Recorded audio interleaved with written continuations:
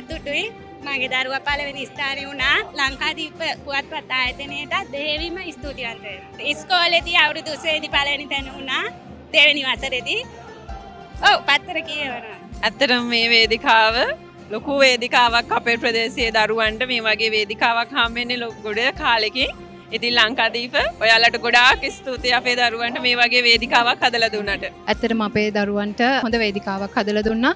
අලුත් අවුරුද්ද ගැන ලොකු අත්දැකීමක් ලබා ගත්තා. ඒ වගේම ඉදිරිපත් වීම අගය කරන තැනට අපේ දරුවන්ට ඒ අවස්ථාව ලබා දුන්නට ඉතින් ලංකාදීප ආයතනයට බෙහෙවින්ම ස්තුතිවන්ත වෙනවා අපේ පුංචි දරුවන්ට මේ ලබා දුන්න අත්දැකීම සම්බන්ධයෙන්.